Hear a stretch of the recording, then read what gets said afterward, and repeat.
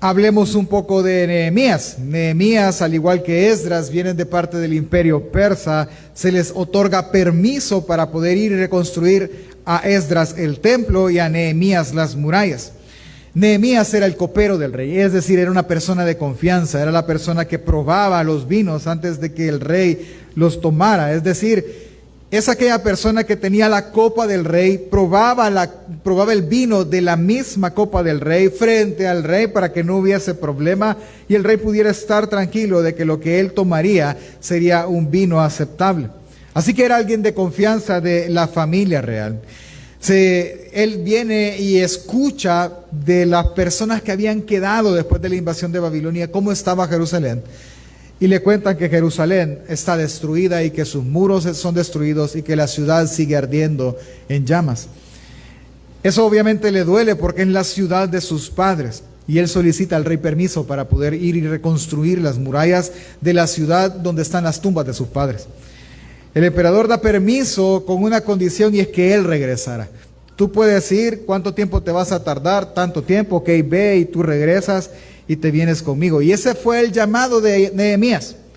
Y Nehemías toma un grupo de personas y va hacia Jerusalén. Esdras narra las primeras deportaciones y Nehemías narra las siguientes deportaciones. El libro se compone muy fácil. Esdras viene y narra primero la construcción del templo. Luego narra el regreso a las escrituras en el libro de Esdras. Luego empieza Nehemías y narra la reconstrucción y la logística de la ciudad y las murallas. Y luego la segunda parte del libro narra el regreso a las escrituras. Por lo que podemos concluir que tanto Esdras como Nehemías, y así era en el pasado, eran un mismo libro, pero tienen un mismo tema. Un dato curioso es que ambos libros, aparentemente al conjugarlos, al unirlos, terminan un mismo proyecto. ¿Cuál? La ciudad. Porque toda ciudad estaba constituida principalmente por dos cosas: el muro protector y dos, el templo de sus dioses. Esto se construye en estos dos libros, en Esdras y Nehemías. Ahora bien, vayas conmigo a Nehemías 8. Yo le voy a narrar del 1 al 7, muy rápidamente. En los capítulos del 1 al 7, al 6 más que todo, se narra la logística de la construcción de las murallas. De hecho, ahí se cumple la profecía dada por Daniel años antes, cuando dicen que los muros y la ciudad sería construido en tiempos angustiosos, porque justamente todos los reyes de alrededor que formaban parte del imperio persa estaban en contra de que los muros se construyeran. La pregunta es ¿por qué? Ok, ¿cuántos han dormido en un lugar donde no hay muros? Se siente feo, porque el muro genera protección. Es más, si usted ha ido a acampar, recuerdo hace un par de años atrás, varios años atrás, fuimos con los hombres de retiro. ¿Se acuerdan, hombres, que fuimos de retiro? Fuimos a caer debajo del agua, a dormir a la intemperie, sin muros, sin nada, o sea, literalmente abajo de las estrellas. Es feo dormir así porque cualquier cosa puede llegar donde usted está. No hay protección. Los muros en el tiempo bíblico simbolizaban y eran eso. Eran la protección de la ciudad. Entonces, lo primero que Nehemías quiere hacer es reconstruir la protección de la ciudad, para que la ciudad se sintiera protegida, sus puertas estuvieran cerradas de noche y solo se abrieran de día. Una vez él termina los muros de la ciudad, en tiempos angustiosos, aún con el estorbo de algún par de enemigos y otros reyes, pasa algo muy curioso. El autor nos hace ver que a pesar de que lo que se explota, por así decir, de Nehemías es la construcción de los muros, el énfasis del libro no está en los muros, sino está en lo que sigue en el capítulo 7 en adelante. ¿Por qué? Mire, acompáñeme. Yo sé que le dije el 8, no se enoje, una paginita para atrás o un dedito para atrás en la flecha. Capítulo 7, versículo 37. Voy a leerle la segunda parte, si quieres, pues lo leemos todo. 7:37 dice, 7:73, estoy leyendo al revés, perdónenme. 7:73 dice: y los sacerdotes y los levitas, los porteros y los cantores y algunos del pueblo, los sirvientes del templo y el resto de Israel habitaron en sus ciudades. Cuando llegó el mes séptimo, los israelitas ya estaban en su ciudad. Le cuento qué está pasando y por qué leer esta frase. Es que en el 7, cuando la muralla estaba terminada, no estaba dedicada aún, pero ya estaba terminada, se dieron cuenta de algo, que las murallas estaban completas, pero las casas adentro estaban destruidas y que había muy poca gente viviendo dentro de Jerusalén. Entonces lo que hicieron fue hacer un sorteo para ver quiénes se mudarían de las tierras alrededor, de las tribus de alrededor, a vivir en Jerusalén, en la capital del pueblo. Y entonces se cumple un segundo propósito que tiene Nehemías en su forma de escribir. Ya no solo construir el templo y las murallas, eso ya está, sino que al tener eso lo que quiere es reformar o darle nueva forma al pueblo. Pero para darle nueva forma al pueblo tiene que cumplir un propósito más, que es hacer que el pueblo vaya de nuevo a la ley de Dios y renueve el pacto. Y a eso se le llama la reforma. No es dar una forma nueva, es volver a la forma original de la forma tergiversada que tenemos. Por ejemplo, se lo voy a comparar así para que usted tenga una idea. ¿Cuántos se acuerdan de cuando tenían 20 años? ¿Sí? Hace siglos, hermano. Amén. ¿Se acuerda que usted quizás la gloria de los 20 años es que, mire, pastor, si usted era mujer, decía, yo era de 110 libras, pastor, pero es que era pechita. Y los hermanos pueden decir igual, no, pastor, yo era 170, 180 libras de puro músculo, y yo, mire, 5 sacos de 50 libras en el lomo y no pasaba nada. Y ahora, hermano, hay que sufrir una reforma, ¿verdad? Hay que volver a la forma original, ¿sí? Esa es la idea. Algo se deformó totalmente y hay que reformarlo a lo que antes era. ¿Qué fue lo que le pasó al pueblo? Entonces, ellos están en el mes séptimo. Ese dato no lo voy a olvidar. Ok, ahora sí, vamos a Nehemías 8. Viene la parte curiosa. Dentro de ese tiempo vino el pueblo y se reunió todo, hombres, mujeres y niños, y se reunieron con el sacerdote Esdras y el gobernador, en este caso Nehemías. Y hay una asamblea general de todo el pueblo.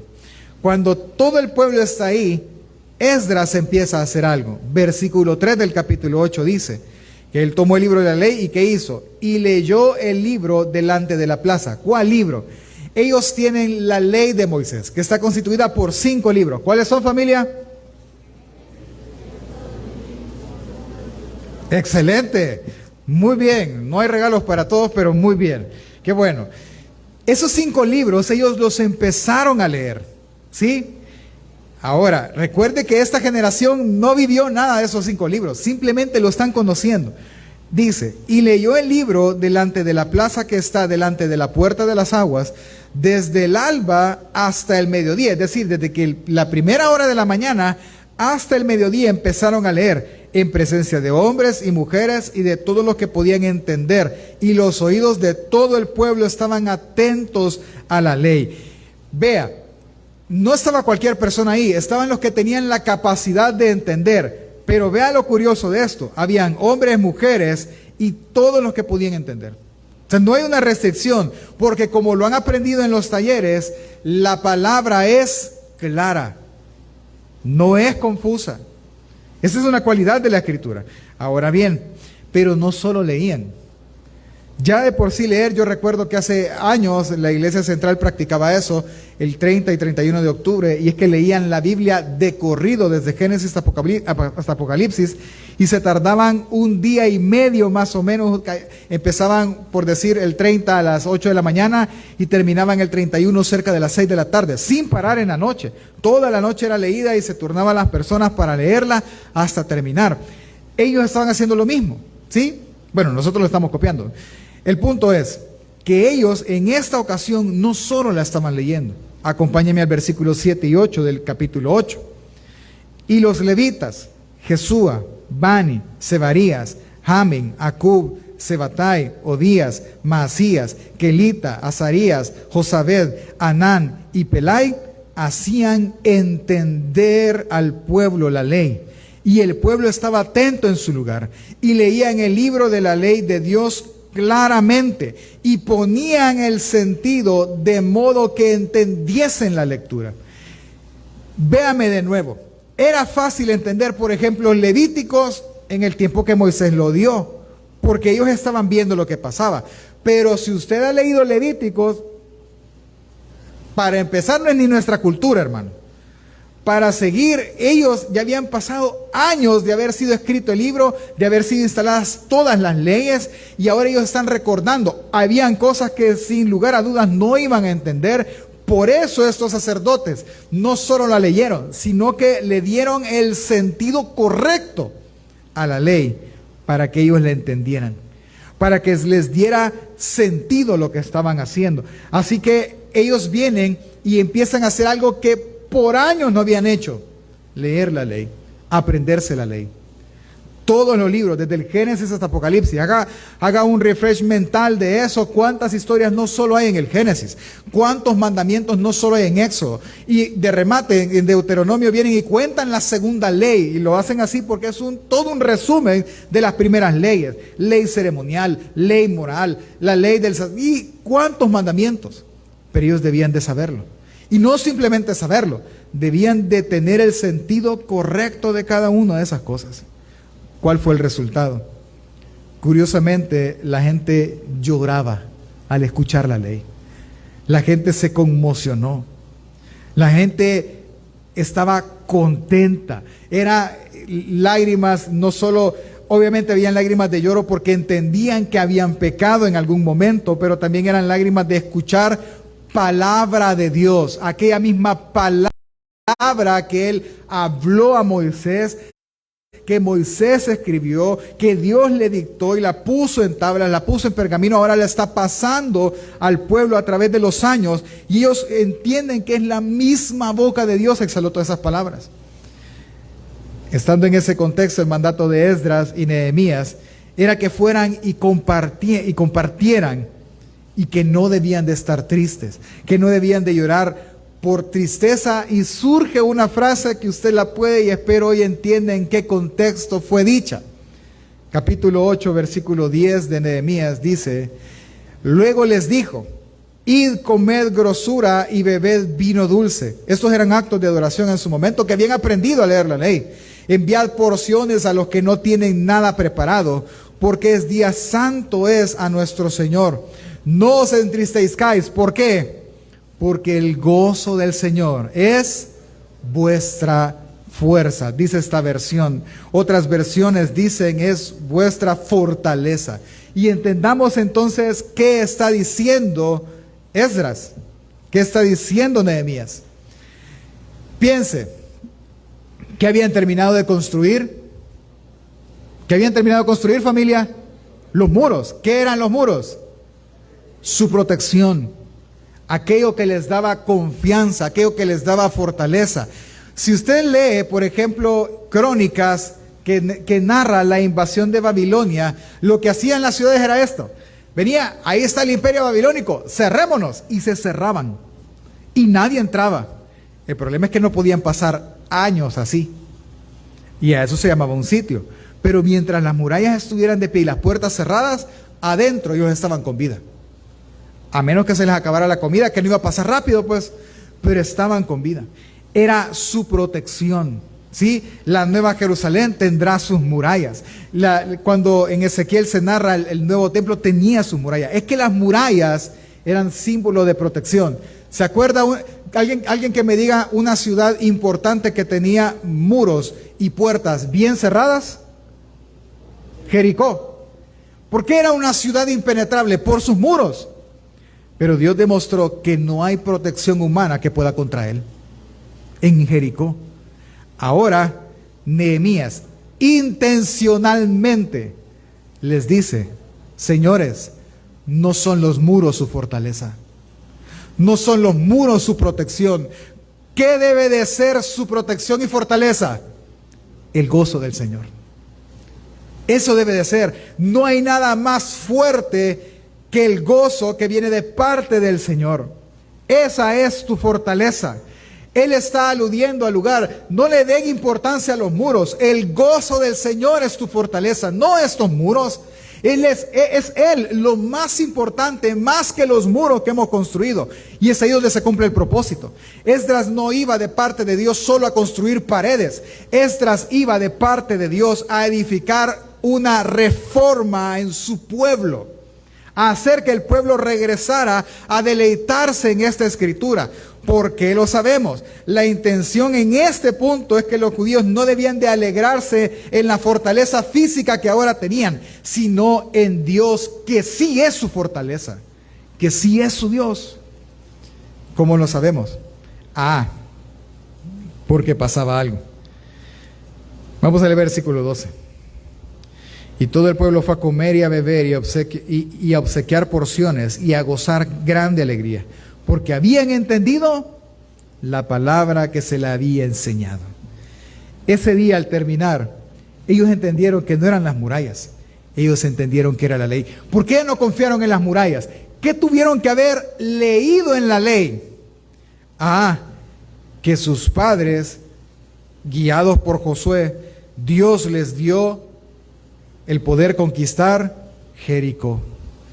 Cuando dice la Biblia que la ciudad estaba bien cerrada, que Él los mantuvo en el desierto por 40 años, que Él les dio agua de la roca, que Él les dio maná del cielo, les hizo comer carne. Así que nuestra fortaleza no son los muros, nuestra fortaleza es el Dios del cielo.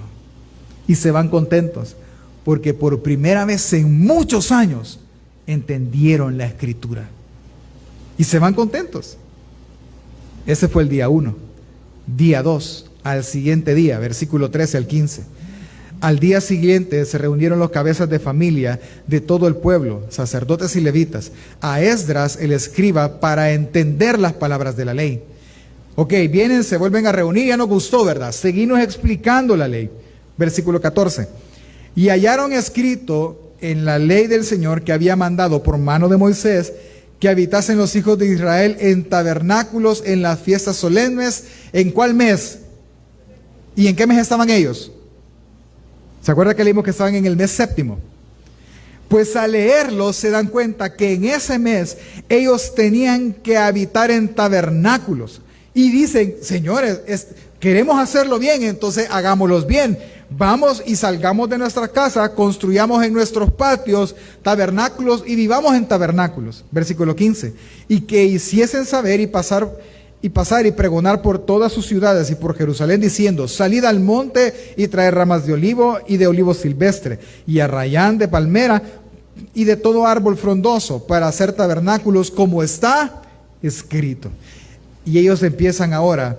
Ya no fue el resultado simplemente la alegría de entender la palabra, sino el resultado fue empezar a vivir la palabra y empezar a practicar todo lo que la ley de Moisés mandaba. Vienen ellos y empiezan y se van y practican la fiesta. ¿Para qué era la fiesta? Esa es la pregunta. La fiesta que celebraban, la fiesta de los tabernáculos, recordaba el tiempo en lo que ellos anduvieron en el desierto, que vivieron en tiendas, siendo nómadas, que no tenían una tierra, pero que siempre tuvieron protección de Dios de las amenazas y siempre tuvieron provisión de Dios en los tiempos difíciles. Entonces, venir y practicar esta fiesta era recordar que Dios siempre protege y Dios siempre provee. Esa era la idea.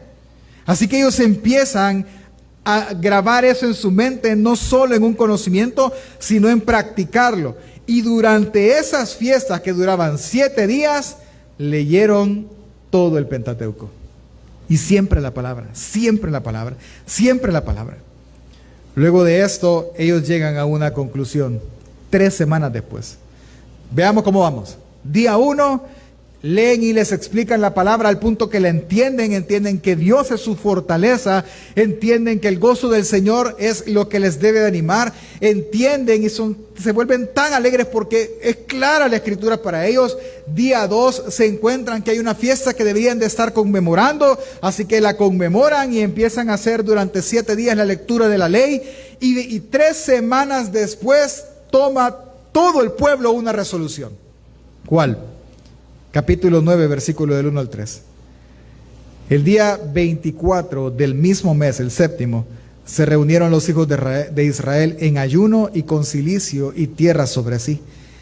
Y ya se había apartado la descendencia de Israel de todos los extranjeros, y estando de pie, confesaron sus pecados y las iniquidades de sus padres. Y puestos en pie en su lugar, leyeron el libro de la ley del Señor su Dios, la cuarta parte del día, y la cuarta parte del día confesaron sus pecados y adoraron a Jehová su Dios. Vienen ellos y dicen, no, estamos mal, arrepintámonos. No es el tema, pero quiero mencionárselo. ¿Ya se fijó para qué ocuparon el ayuno? ¿Se fijó? El ayuno no es para torcerle la mano a Dios y decirle, dame lo que yo quiero porque estoy ayunando. El ayuno es un símbolo de humillación y arrepentimiento.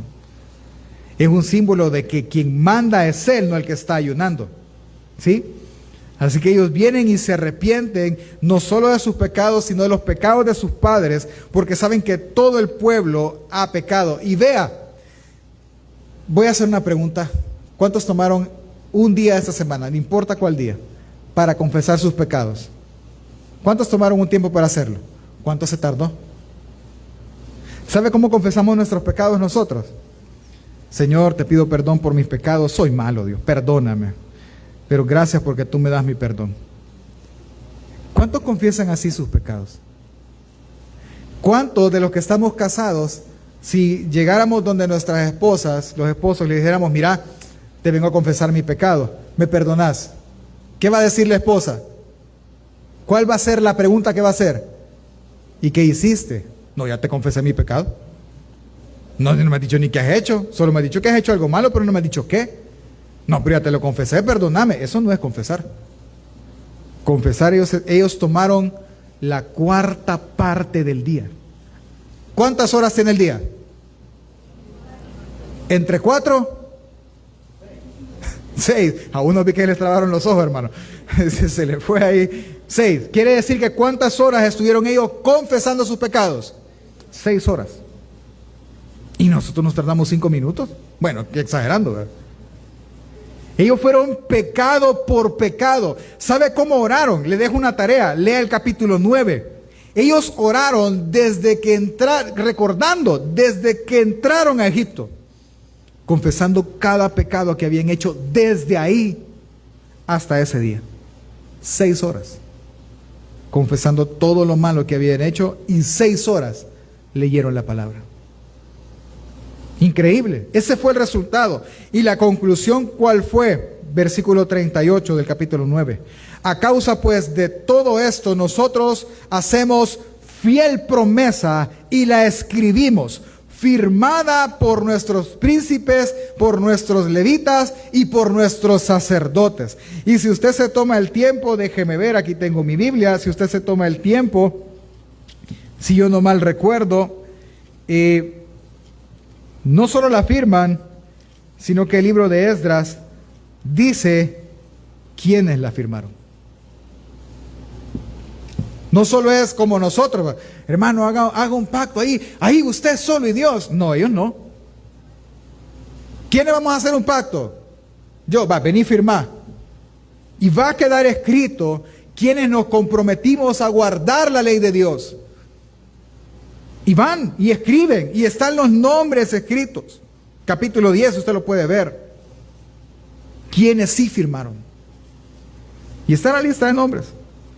Ahora, ¿por qué lo hicieron? Por una sola cosa.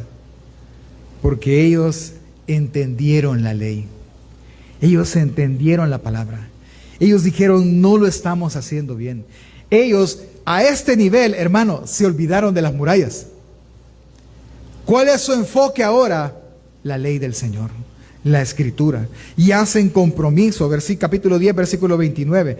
Se adhieren a sus parientes, sus nobles, y toman sobre sí un voto y un juramento de andar en la ley de Dios que fue dada por medio de Moisés, siervo de Dios, y de guardar y cumplir todos los mandamientos de nuestro Dios, nuestro Señor, y sus ordenanzas y sus estatutos. No voy a seguir leyendo, pero sabe, ellos listaron cuáles principalmente. Número 1, no tomar mujeres extranjeras para hijos, ni hombres para hijas. 2, guardar el día de reposo. 3, harán descansar la tierra cada 7 años. 4, harán funcionar el templo. ¿Cómo? Ellos iban a colaborar una vez por año con 1/3 del ciclo de plata cada uno para hacer funcionar la casa de Dios. Es decir, iban a dar como 12 gramos de plata cada quien para que la casa de Dios funcionara y los levitas tuvieran que comer. Sostendrían con comida a los levitas, llevarían las primicias al templo, llevarían sus diezmos y no descuidarían la casa de Dios. Y lo firman y lo ponen por escrito. Y así hacen a partir de ese momento. ¿Qué está haciendo Nehemías y Esdras? Reformando, volviendo al pueblo al mensaje original. Ustedes hicieron mal todo esto, nuestros padres lo hicieron mal, señores, debemos de hacerlo bien. Entonces, así podemos terminar el libro, pero ¿cuál es la intención de Esdras, de Nehemías, o del autor de ellos, que no sabemos quién es, de unir estos dos libros, de ponerlos ahí, de contar esta historia? En Nehemías específicamente, pudiésemos decir que el tema principal son los muros. Y se han escrito libros completos de cómo Nehemías organizó para construir los muros. Pero yo creo que el tema principal es la restauración de la adoración del pueblo. Los muros era protección, pero el gozo del Señor es nuestra fortaleza, no unos muros. Así que lo que Nehemías está queriendo decir es que el pueblo no estará completo solo porque tiene muros y templos. Necesita el regreso a la correcta adoración que viene por el estudio de la palabra. Hermano, al leer el libro de los libros de Nehemías y Esdras como memorias, es decir, como relatos de cosas que pasaron antes, los que ahora las están leyendo entienden que no solo necesitan edificar muros y casas, lo más necesario es edificar adoración, regresando al pacto, regresando al escrito en la ley de Moisés y en los profetas. ¿Por qué razón? Porque la protección y la fortaleza de la ciudad no viene únicamente por sus muros, sino que el gozo del Señor es nuestra fortaleza. Porque la invitación es a que las fuerzas y el gozo de la ciudad provengan de aquello que fue escrito.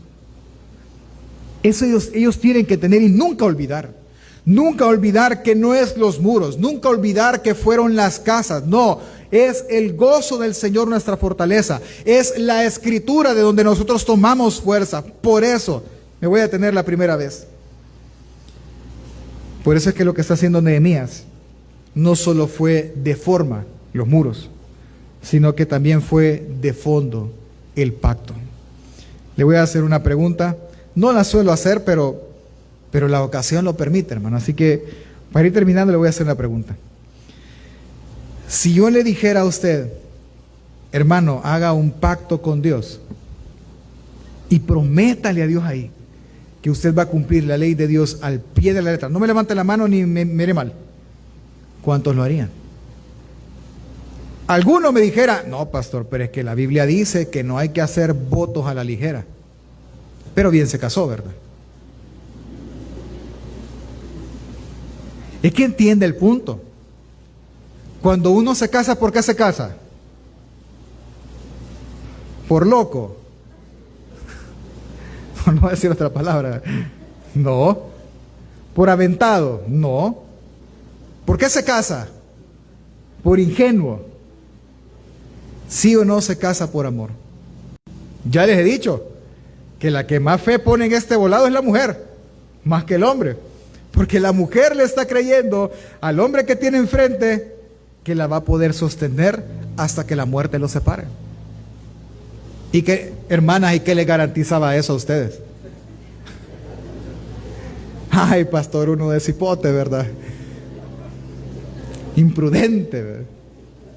No, ¿sabe cuál era su garantía? El amor que le tiene. Espero que le siga teniendo. Eso es. Y usted le decía, escapémonos, tan lejos de aquí. Vámonos, casémonos ya. ¿Y qué estamos esperando? Bueno, y nosotros los casados les animamos. ¿Y por qué no, pues? Si uno lo hace por amor, y cuando uno lo hace por amor, hace un pacto. Es más, si usted ve el matrimonio actual, es un pacto ante un abogado, ante testigos, de que usted va a amar a la misma persona hasta que la muerte lo separe. Y gozosamente y con alegría usted viene y estampa su firma y dice, yo te voy a casar. Y yo como pastor le he preguntado a muchos, ¿tú vas a decir los votos tradicionales? ¿Querés que te lo repita o tú vas a escribir tus votos? No, pastor, yo voy a escribir mis votos. Y hacen unos votos preciosos. ¿Por qué? Por amor. Y si usted ama a Cristo Jesús, y si usted ama a Dios, ¿por qué no comprometerse con la palabra? ¿Por qué se detiene? Es que voy a fallar. ¿Sabe lo que me está diciendo? Es como que yo hace 13 años de casado que tengo, le diga a mi esposa, mira, casémonos, pero de antemano te digo, te voy a fallar. ¿Usted cree que se va a casar conmigo? No, no lo va a hacer. ¿Por qué cree que la unión libre no es correcta? Porque la unión libre, primero, es fornicación. Segundo, es porque les están diciendo el uno al otro que no tienen tanto compromiso y tanto amor entre ellos como para firmar un papel y comprometerse por toda la vida. Como nosotros los cristianos, que en algunos no queremos estudiar la Biblia, ni aceptar la verdad absoluta que ella es, porque nuestras obras son malas. Y preferimos vivir la vida como hoy la vivimos, a tener que reformarla, a llegar al celo por la verdad y la piedad. Y creemos que este estilo de vida no es así. Por eso, hermanos, hoy que terminamos este congreso, no estamos hablando de la aparente construcción de un cristianismo por fuera. Les hemos animado a que reconstruyan y reformen su cristianismo por dentro. Y la única forma de hacerlo es por la palabra que más de la mitad de la iglesia aborrece. Más de la mitad. Hágase una pregunta. Desde que aparecieron los celulares, ¿cuántos celulares ha tenido? Ah, pastor, yo tuve el Nokia no sé qué, que tenía la serpiente, el juego de la culebrita. Yo con eso mataba ladrones también, porque indestructible el teléfono. Y empecé a migrar, mire, y ahora tengo el S7, el no sé qué. Bueno, súper bien, no, eso no es pecado. Te voy a hacer la pregunta. ¿Y en tu vida, cuántas Biblias has comprado? ¿Cuántas Biblias de estudios tienes en tu cuarto? Porque lo que te gusta es estudiar la palabra. ¿Cuántas? Solo ahí te das cuenta. Solo ahí. Que hay personas que pueden dar $300 por un aparato celular, pero cuando les dicen, compren una Biblia, mejor compro números para la rifa, tal vez me la gano. No, hermano. No, no puede ser. Su problema no es de fondo, no es de forma. Su problema es de fondo. No ama la Escritura. Porque si la amara, la guardaría hasta el final. Buscaría entenderla. Buscaría llevarla a la vida diaria todos los días. Nehemías sabía esto. Nehemías sabía que llegado el momento, él le iba a pedir al pueblo que regresaran a la Escritura. Y en todo lo que hemos leído es intencional. Por eso le digo que Nehemías no habla de los muros. Porque desde el capítulo 1, versículo 8, cuando él se da cuenta cómo está Jerusalén, él dice, versículo del 8 al 10 de Nehemías 1. Acuérdate ahora de la palabra que ordenaste a tu siervo Moisés. Él está orando, diciendo, si sois infieles, yo os dispersaré entre todos los pueblos. Pero si volvéis a mí y guardáis mis mandamientos y los cumplís, aunque vuestros desterrados estén en los confines de los cielos, de ahí los recogeré y los traeré al lugar que he escogido para hacer morar ahí mi nombre. Y ellos son tus siervos y tu pueblo, los que tú redimiste con tu gran poder y con tu mano poderosa. Él no fue pensando en los muros, hermano. Él fue pensando en que el pueblo regresara, se arrepintiera, para que Dios morara con ellos. Con esa intención fue él. Y ahora lo está haciendo. Los muros no harían eso. Los muros no harían volver a las personas a la ley escrita. Pero la reforma que él estaba llevando sí lo haría. Arreglemos los muros externos. Pero lo que me interesa realmente es que arreglemos lo defectuoso que tenemos en el interior. Y la única forma en lo que lo pudo hacer es abriendo la escritura, dándole el sentido correcto, entendiéndola, para que ella fuera el gozo y su fortaleza. ¿Me doy a entender, hermanos?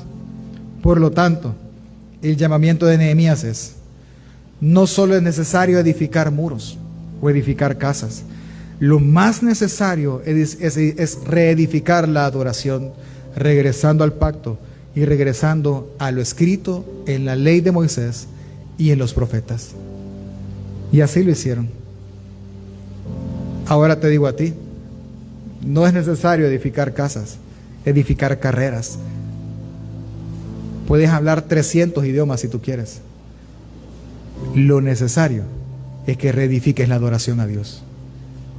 Tu vida en adoración a Dios. Tu vida en penitencia a Dios. Hay algo muy potente en este libro que a mí me dejó... Entendí muchas cosas. Y me voló la cabeza, como hay un emoji por ahí. Y es que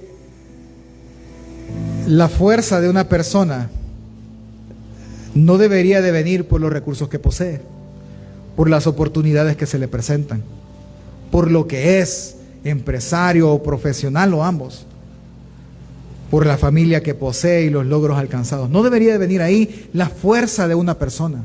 La fuerza de una persona no debería de venir porque, pastor, a mí me han votado 30,000 veces y 30,001 me he levantado.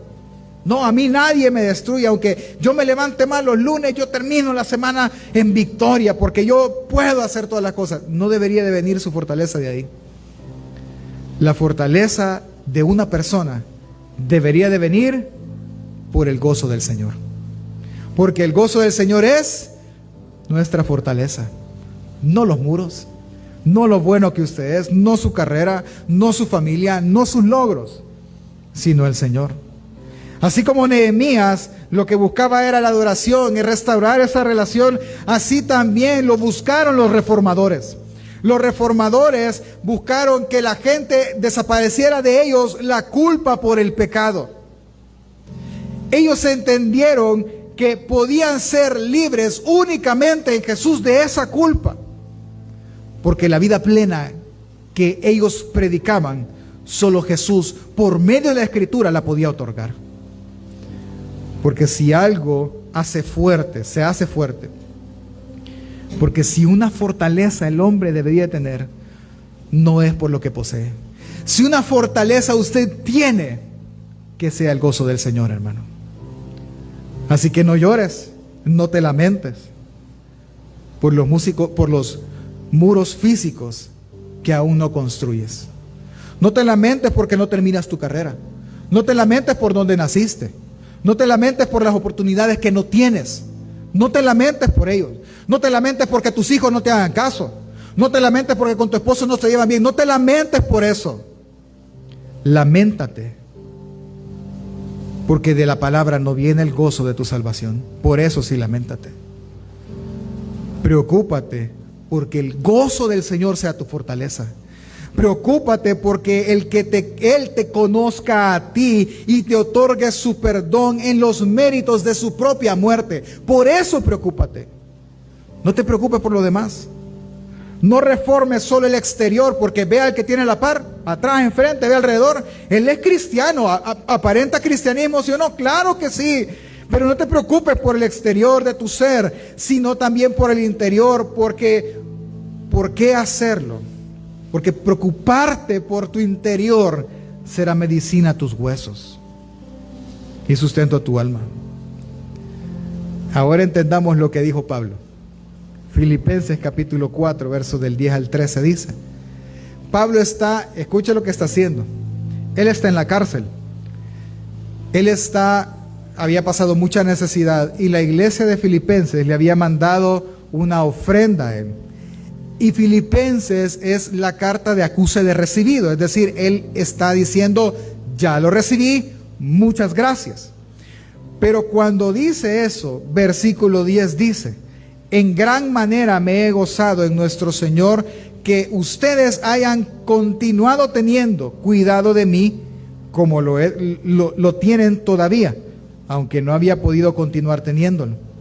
No lo digo porque tenga porque tenga carencia, porque he aprendido a hacer que lo que poseo sea suficiente para mí. Sé vivir necesidad y también estar en abundancia.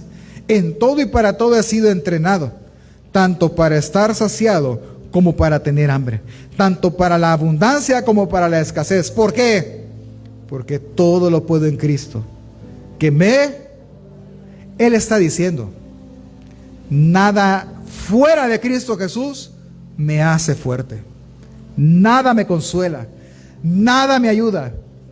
Cristo Jesús es el que me ayuda a vivir cada una de estas cosas. Si estoy enfermo, Él me fortalece. Si tengo abundancia, Él me fortalece.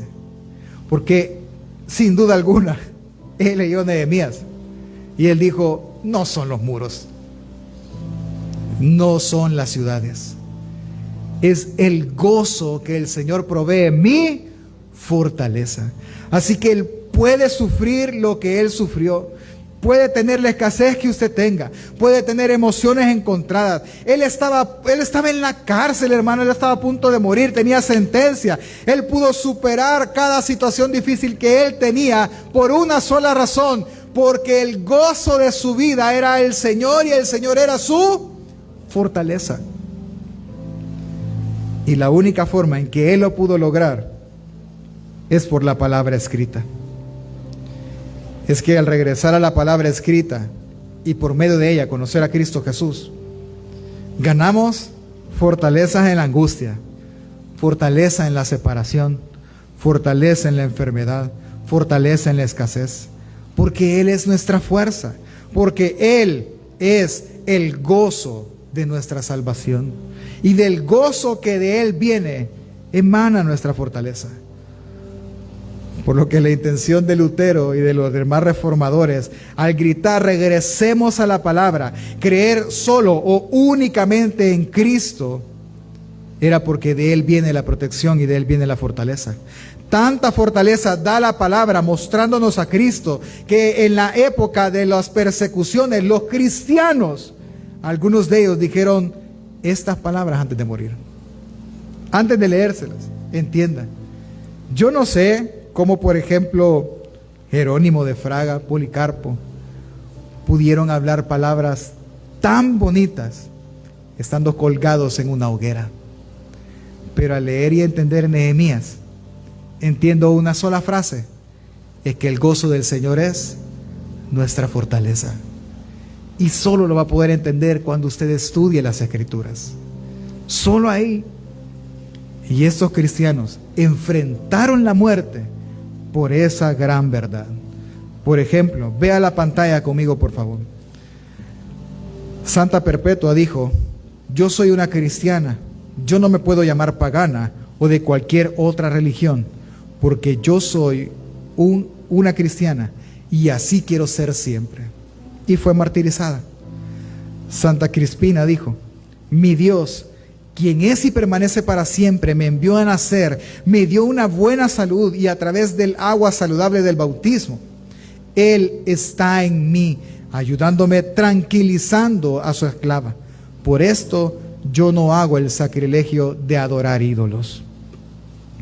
Minutos antes de morir, al ser arrojado a fieras salvajes, Ignacio, obispo de Antioquía y sucesor de Pedro, dijo, soy el trigo de Cristo, voy a ser molido con los dientes de las fieras salvajes para que pueda ser hallado pan puro. Y fue martirizado.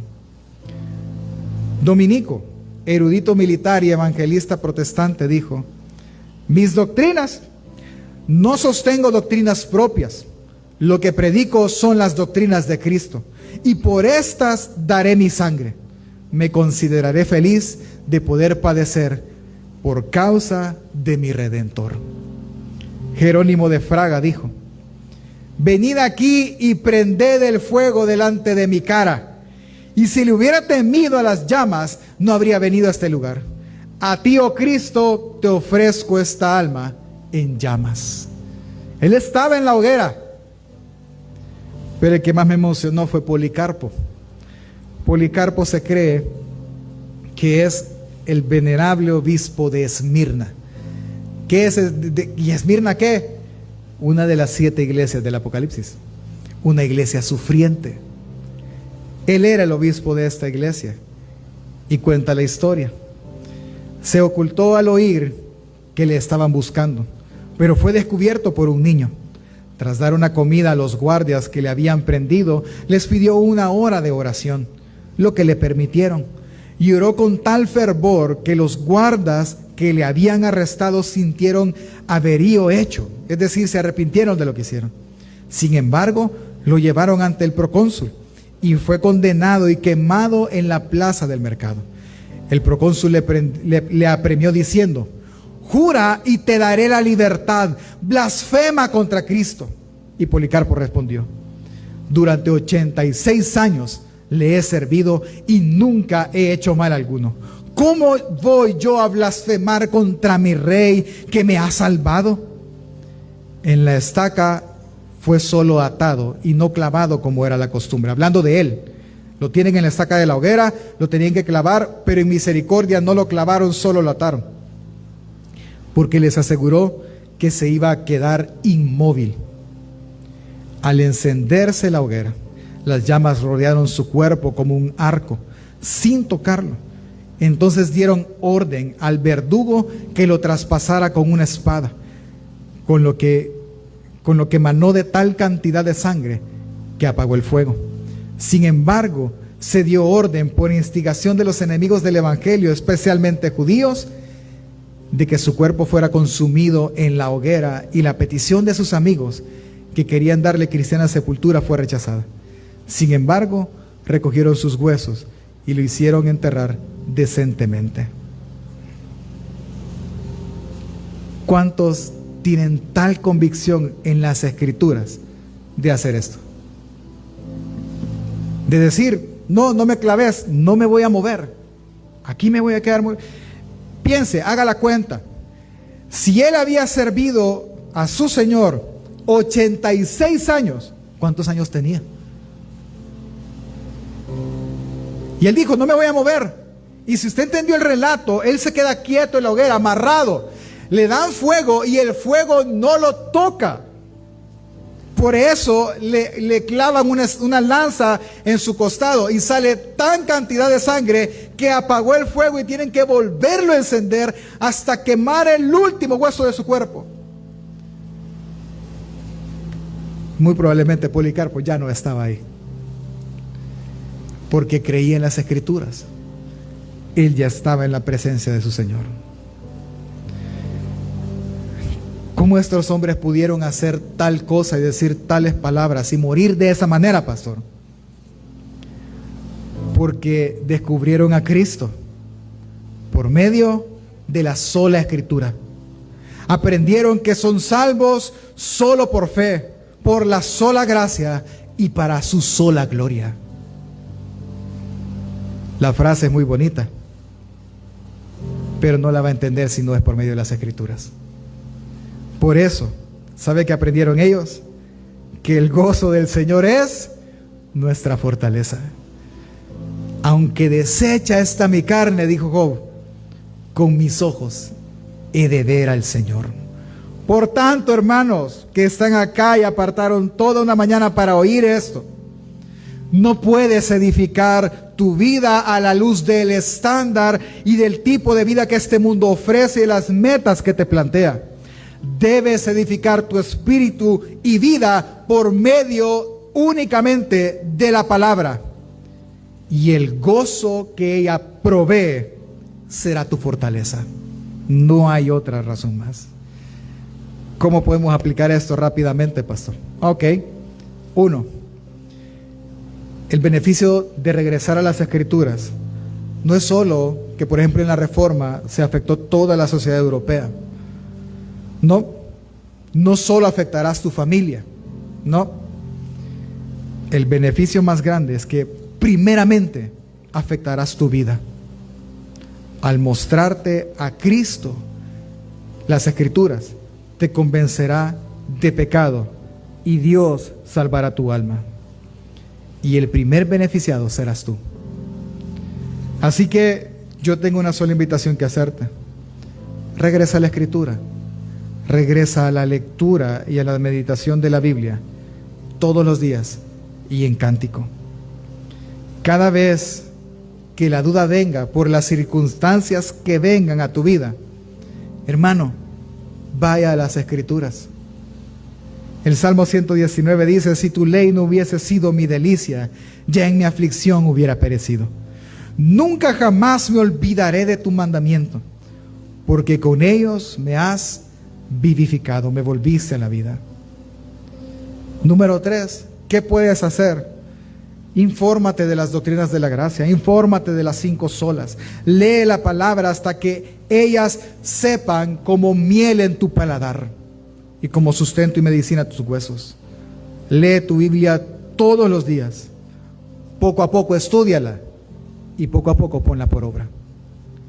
Entonces entenderás lo que los reformadores, lo que los mártires, lo que el pueblo judío entendió. El gozo del Señor es nuestra fortaleza.